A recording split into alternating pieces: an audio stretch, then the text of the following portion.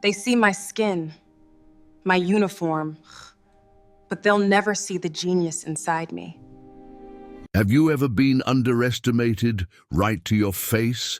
Imagine sitting at a dinner table, surrounded by strangers, only to realize they're speaking in another language, believing you don't understand. Now, picture their shock when you reveal the truth at the perfect moment. This is the story of a single sentence that silenced an entire table. Stick around until the end, and if you love powerful true stories like this, make sure to subscribe and share, because this one will leave you speechless. It was years ago, a quiet evening filled with laughter, polished silverware, and the sound of glasses clinking. I was invited to a formal dinner, a gathering where families and friends came together to celebrate. The room was warm, elegant, with candlelight flickering against tall glasses. At that long table, I was a guest. Not just any guest. I was the only black woman present. I had come with my partner, feeling both welcomed and cautious, because when you walk into a room where no one looks like you can sense every pair of eyes measuring your presence. Still, I carried myself with grace. My smile was polite, my words carefully chosen, and I reminded myself this was just dinner. Food, conversation, introductions, nothing more. The family was large, with grandparents, uncles, cousins, and friends filling every seat. At first, the chatter was normal. Polite exchanges, curious questions, light humor drifting across the table. Plates were passed, bread broken, and wine poured. But I noticed something. Every so often, a few glances lingered longer than expected. Whispers moved faster than the food, and there was a subtle tension, almost hidden behind smiles. Then something shifted. One guest, older, stern, his posture demanding attention, leaned slightly toward the others and began speaking in French. He didn't lower his voice. In fact, it was deliberate. His words carried confidence, the kind of confidence someone has when they believe no one else can understand. He assumed wrong, because what he didn't know, what no one at that table knew, was that I spoke French.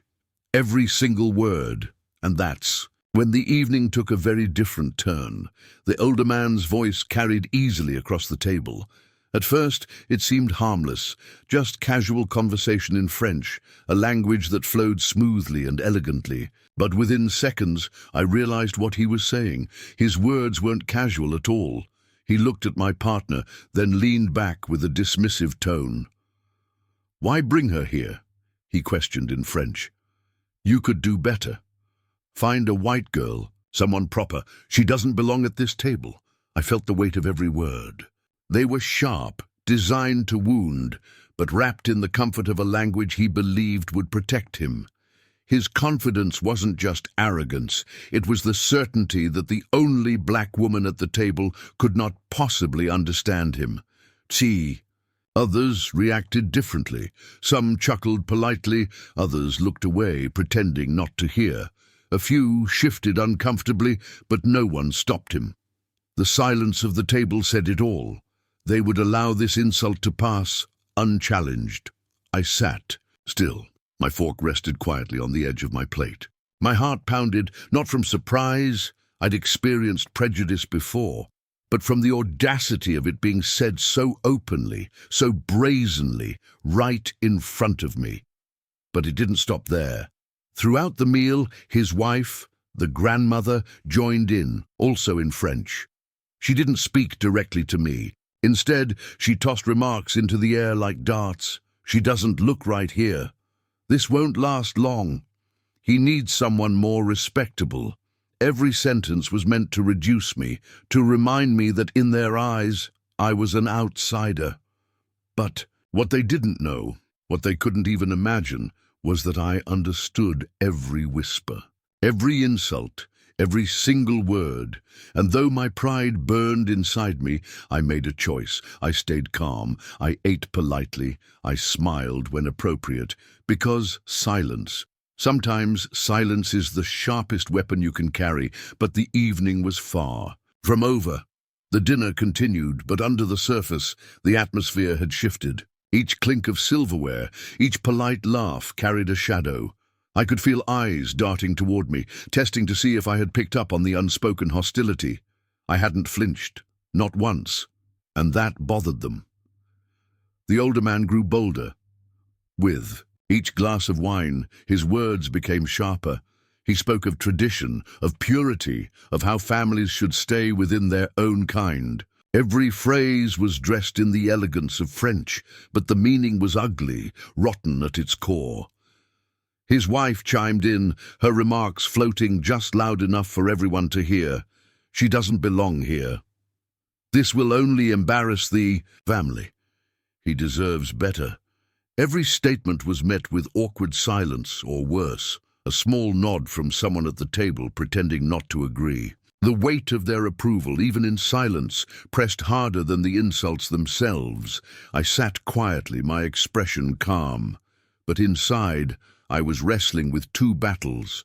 The first was the sting of their words, each one slicing deeper into my dignity. The second was the temptation to reveal right then and there that I understood everything, to cut through their arrogance with a single sentence. But I held back, because timing is everything. As the evening went on, I noticed subtle reactions from others.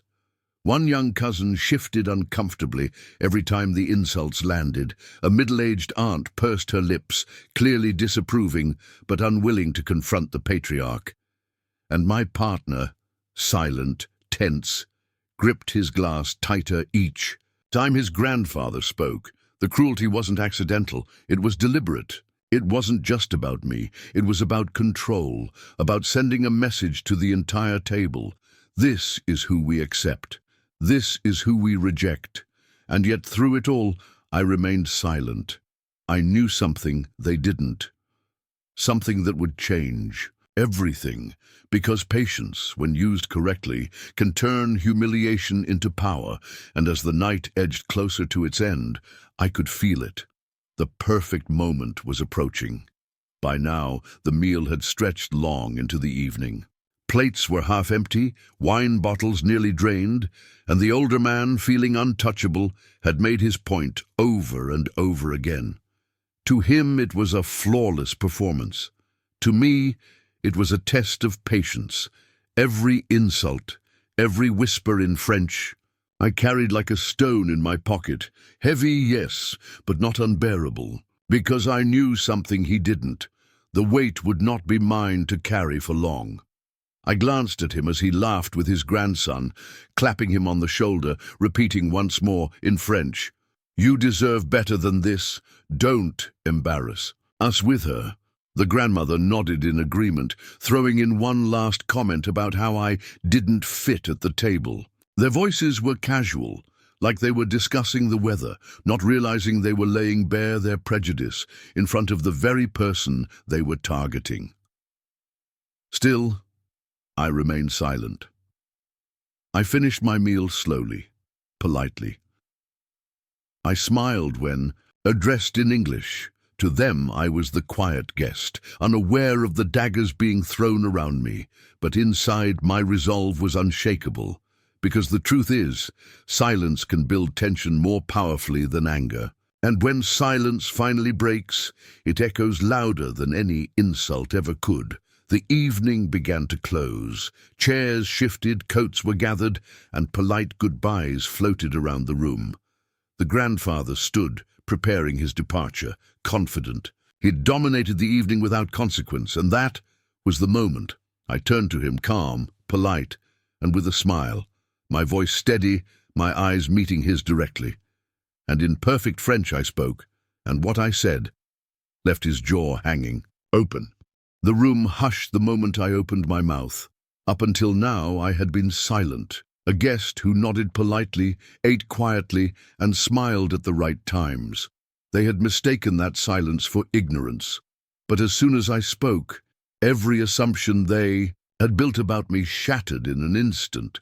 In flawless French, I said, "Thank you for your hospitality. Dinner was wonderful, and I hope the next time we sit together, respect will also be on the menu." The words weren't angry. They weren't shouted. They were calm, deliberate, and laced with the kind of elegance that only truth can carry. The grandfather froze. His hand, halfway to shaking another relative's, stopped in mid-air. His jaw tightened, and his eyes widened as the realization crashed over him. I had understood everything, every insult, every dismissal, every word he thought was safely hidden behind the shield of another language. For a moment, the entire room was silent. No clinking glasses, no chatter, no forced laughter. Just silence. The grandmother's face flushed deep red. She quickly looked down at her handbag, fumbling as though suddenly occupied. A few cousins exchanged nervous glances, the young cousin who had seemed uncomfortable earlier. His lips curled into the smallest, most satisfied smile, and my partner, relief washed over his face. His shoulders, tense for hours, finally relaxed. He didn't have to defend me. I had defended myself. The grandfather tried to recover. He chuckled, weakly, muttering something about misunderstandings. But it was too late. His authority had cracked. The unshakable control he held over the table was broken, not by confrontation, not by anger, but by the elegance of truth spoken in his own language. I didn't say another word. I didn't need to. The message had landed harder than any argument could. As we walked out, I could feel the shift in the air. Respect, however reluctant, now surrounded me. Not because they suddenly accepted me, but because they realized they could no longer dismiss me. The power of that moment wasn't just in the sentence itself, it was in the patience that came before it. Hours of enduring insults, waiting silently, and then striking at the perfect time. Timing is everything. And when I finally spoke, my voice carried all the weight of the silence I had held inside. By the time I left, the grandfather's jaw was still tight, his pride fractured. He had been silenced in the most unexpected way, not by force, not by shouting, but by the very language he thought gave him power. And that's the beauty of it. Sometimes the strongest response is the one delivered at the end. That night taught me something I will never forget. Dignity does not always come from fighting back in the moment. It comes from knowing when to hold your silence and when to break it. You see, prejudice thrives on assumptions. He assumed I wouldn't understand. He assumed I wouldn't catch the insults. He assumed I didn't belong. And because of those assumptions, he grew careless, cruel, and arrogant. But assumptions are dangerous, because the moment they're shattered, the truth doesn't just sting, it destroys. This story isn't just about one dinner, it's about something bigger. How often do people underestimate others because of the way they look, the language they speak, or the background they come from? How often are judgments made in silence, whispered when they think no one is listening? And yet sometimes the most powerful thing you can do is wait, to let them reveal who they truly are, to let them build their walls of arrogance higher and higher before you knock them down with a single sentence. For me, that sentence was in French. For you, it might be something else. A skill you've mastered, a truth they don't expect, a strength they never imagined you had. The lesson is the same. Never underestimate the quiet ones, because silence does not mean weakness, patience does not mean ignorance, and kindness does not mean blindness. When the right moment comes, your truth will speak louder than any insult ever could. So if you've ever been underestimated, judged, or dismissed, remember this story. Remember that your worth is not defined by their opinion. It's defined by the truth you carry inside you. And if this story resonated with you, if it reminded you of your own strength in the face of disrespect, then share it. Share it with someone who needs a reminder that patience can be power. Share it with someone who has been silenced, so they know that silence doesn't last forever. And most importantly, subscribe to this channel for more stories like this. Stories that don't just entertain, but remind us of something deeper, that dignity, truth, and patience always win in the end, because sometimes one sentence is all it takes to change everything.